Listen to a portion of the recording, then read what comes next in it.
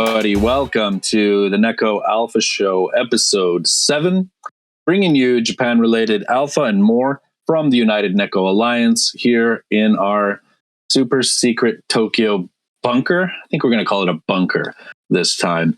I'm Reno, and I'm here with Steve and Neil. Hey, everybody. That was great. Excellent. We're your hosts, and please remember that the following is not financial advice. Do your own research, blah, blah, blah. This is our commentary, sharing info, and we hope it's entertaining in addition to being informative. So, gentlemen, let's light this candle. Well, earlier this week, we had our second Twitter Spaces, and it was amazing. There was so much energy in the room. We had special guest Pipipi-san, and we covered her a little bit in episode 4 of this video series, but we're going to talk about her a little bit more later on. So we heard from Pipipi-san, and we heard from some other really interesting artists who talked about their work, and we were able to pin their tweets at the top. Please definitely take a listen to the recording of that. You can hear everything we were talking about. We want to give a really big shout out to Sophie-san of NFT Japan, and of course everybody else at NFT Japan, as well as Hope-san, who gave a really nice, thoughtful Japanese to English translation. We'll have links at the bottom of the information for this video for those guys. But we were blown away at the energy of the community here in Japan and what was going on in that Twitter Spaces. There were 260 plus people vibing in there. We had a really fun and dynamic conversation. So it was great.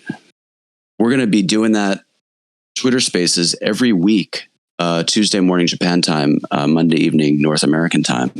So please do check it out. Tune in and join us. I would definitely second that. It was great. Lots of good energy and lots of compliments from people who didn't need to give us compliments that really enjoyed it. And, the interview with PPP was great.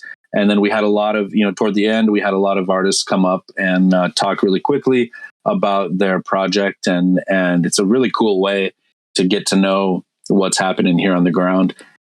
With the artists and then just in the larger space as well, from a variety of different perspectives. So yeah, it went really great. Definitely check that out next time. We'll share a bit more information later about timing and so on and so forth. But and Reno, I just want to say I loved your MC work during that Twitter Spaces. It was awesome.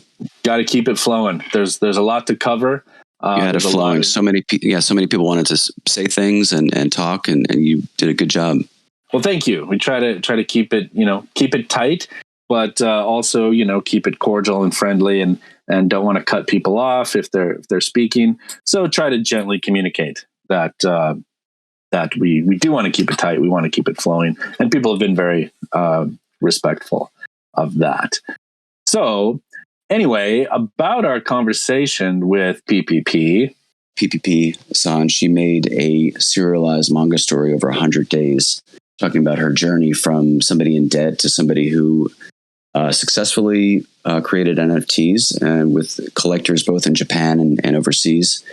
And she gave a little bit of insight into the kinds of things she's going through and the kinds of things that she's thinking about. And you can hear everything she talked about in the recording from our spaces. I think what we'd like to do is kind of tease out and highlight some of the messages that she had. And I think Neil's going to be able to do that. Thanks, Steve. Yeah, here's a few highlights from our conversation with PPP.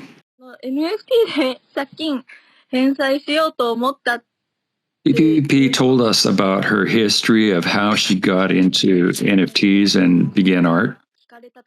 One of the highlights of her conversation was she described how she's just naturally was really into Twitter, and that for her that was kind of a sort of a segue into getting into NFTs easily, because she really enjoys interacting and engaging with her audience. And as we talked about sort of her moving forward in her next project, so we asked the question about how, as she's getting more well known, how she's going to deal with more people in her Discord. And she said this is something for her that's a challenge because she likes to be very hands-on and engaging with her audience. She feels guilty if she's not answering each and every tweet or message, and she understands that she's got to sort of let the moderators take part of that. But she also said a really interesting thing she said was how her 100 Days project was, although she had the idea to do the 4-panel comic approach to making NFTs and how she got out of debt, the whole thing about how it became the English series really came out of the community. The community, some of her holders of her NFTs said, why don't you do an English version? And then, she was worried about how she would do that. And then they actually stepped up and helped her do it. So she said, she was saying, well, if I don't have that direct contact with my fans, then, it wouldn't have been the same project. It wouldn't have become what it was. So that was a very interesting point, and it shows how much she loves engaging with her audience. But it also touches on this classic problem that artists and entrepreneurs and bar owners and star chefs, everybody has when it's all about the person and they're trying to figure out how to go to the next level. And what's the level of how they want to do that? Do they want to just stay small and stay in touch with their directly with their customers or fans or whatever, or do they want to kind of go into the building a team? So it's really interesting that she touched on that very key thing that I think we're seeing right now in the Japanese space. We have so many creators who are individual creators trying to figure out how they're going to move to the next level with projects. And just to end up with PPP there, she told us about Kyomagao, her next project. She's got a Discord, and Kyomagao, Despair Face, is about, it says, a collection of girls in despair for the market crash. So just as PPP's first project was about her struggle with getting out of debt, she said that this is the theme she loves exploring, is sort of the struggle. She wants to show characters that are struggling. So this one is going to be a collection of girls who are in despair from the market crash. That's awesome. I mean, it's sad, but I like it. Okay, let's look at a few other projects. Here we have Neo Tokyo Punk. So we introduced that last week, and it was still pre-reveal. So it's now revealed. And there was a small dip after the reveal. It was at 0.15, and then it went down to like about 0.12 briefly, and then it went way up, almost hit 1 ETH, and now it's sitting, as you can see, at about 0.74. So there's been a lot of really good comments about the art. People really liking the art in the Japan NFT Twitter sphere, and a lot of people changing to Neo Tokyo Punk's PFPs. So that's pretty cool to see, and it's great to see that this floor holding steady and even rising a bit. Next, another project, another anime-based project that just came out is Kiwami. Kiwami says, designed in the metaverse, born in Japan. So looking at their web page here, it says team, founder and creative director, chief hat master, find me at an izakaya in Harajuku. And there seems to be a lot of overlap with the Anonymice community, which of course is really well-known OG NFT community that was started by Mouse Dev, who is a really well-respected dev. And so I think Mouse Dev puts together the contract for Kiwami, and apparently they took a pretty innovative approach to Dutch auction, and was very smooth mint, and they got a lot of kudos in this NFT space for how they handled the mint with their Dutch auction. And here's, you can see floor of 0.885 and anime-based art, but totally different style from some of the other stuff we've been looking at.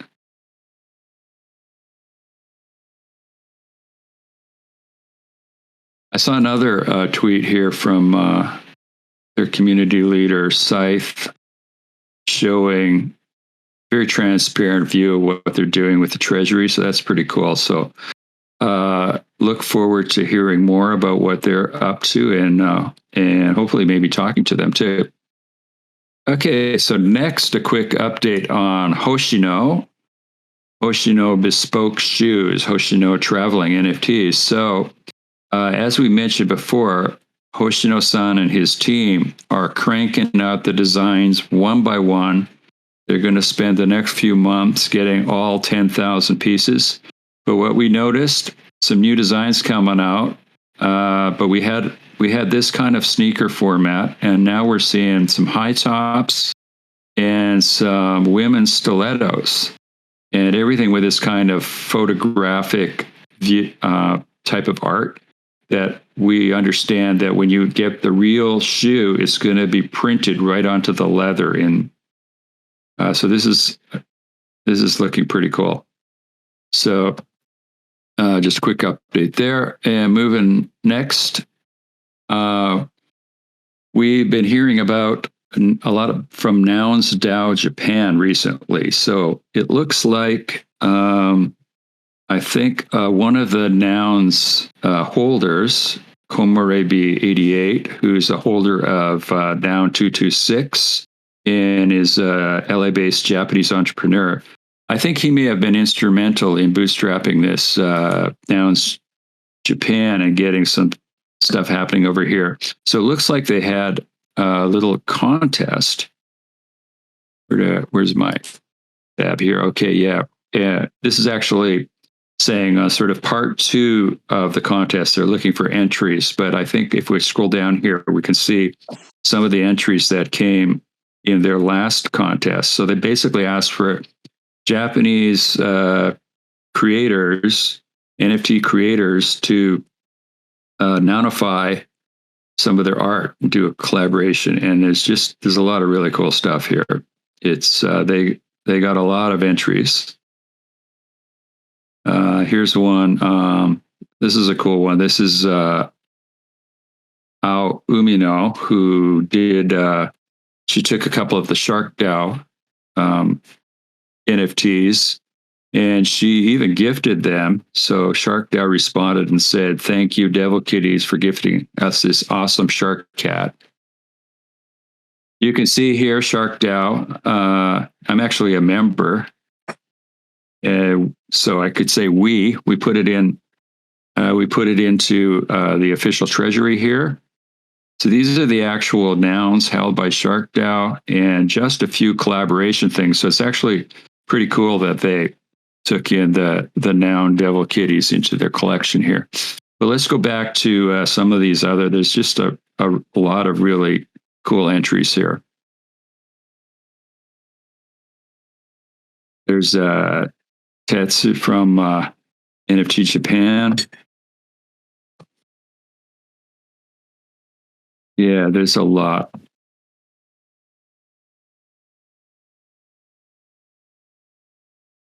It's really kind of interesting to see all these different takes on nounifying the art. I saw a NEKO in there. I think we need to see more of that. Yeah. I wonder if our artists would love to do a nounified NEKO. I suppose it's possible. We'll have to dig a little deeper in the bunker to see if he can be located. Yeah, let's do that. Anyways, I think this is really cool. It seems to just go on forever here. We'll have a link in the description if you want to check it out for yourself and see all the cool stuff that people have put up. I don't think I can get to the end of this. It just goes on, and it's pretty cool. Such an amazing variety of different art styles and interpretations that these artists have done. I really love this. Love scrolling through this and taking a look at what's going on here. So they've got a Discord, and I'm going to jump in there and try to talk to some of the Japan Noun folks and get some more information about what they're up to. Excellent.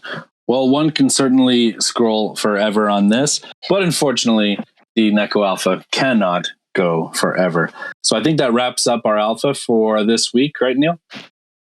Yeah, pretty much. I just wanted to end up with just touch base here on the NFT Ranking JP, and I think this is really interesting that we're seeing really big changes over just a few weeks. Like a couple weeks ago, most of the top 10, even for like 1 week, volume was under 1 ETH, and we're seeing now like the top 10 is all multiple ETH, and at the top there, 3,000 ETH for Murakami, and we've got Neo Tokyo Punks. We don't see Kiwami in there yet, but there's but we're definitely I think we're gonna just see this ranking as a really good barometer of how the space is exploding as we move forward. So I think the last thing we were going to touch on, another person that joined our spaces yesterday, is someone putting together an event, NFT in Tokyo #2. So this is a meetup coming up in a week or so, April 15th. So anybody in Tokyo, check this out. As usual, the links will be down below. Here's the meetup. Yeah, you can search the meetup too. Yeah, and a shout out to Marco, who is the primary organizer for that event, NFTxTokyo. And we're looking forward to seeing him tonight at another great event. We've been talking about it since the beginning of the NEKO Alpha show. We're finally holding our NEKO Kai #2, our NEKO Gathering #2. And we'll be down in Ebisu this evening at a really nice location, Stars Bar, great food, friendly, welcoming. It's going to be a really nice opportunity for people to gather, talk about NFTs, talk about Web3, the whole crypto space, and just make new friends, maybe even, talk about their projects, do a little bit of in real life shilling, that kind of stuff. But it's going to be a great event, and it's a nice space, and the weather is good here in Tokyo. So it should be a lovely evening. So yeah, if you're listening here in Japan, we hope to see you tonight at Stars Bar. Check out Twitter, Discord, all the details are there. And there's also a map link, everything you need to know to get yourself down there. We look forward to seeing you there. Yeah, no tickets. It's free. Just show up. Cash bar.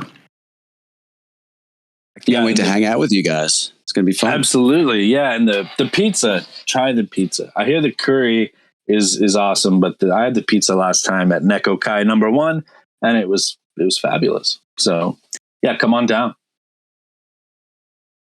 All right. So that's about our show for the day. So what are our plugs? Well, obviously, if you're on YouTube and you're watching and listening, follow us here, subscribe, give us a like, all those things that people ask you to do when they make YouTube videos. Check us out on Twitter as well at NEKO Alliance. And of course, Discord. And we are on Instagram if that's how you roll. So you can jump in there if you like. So for my co-hosts, Neil and Steve. Thank you, everybody, for joining us. See you next time. Thanks a lot, guys. See you at Stars Bar. That's a wrap.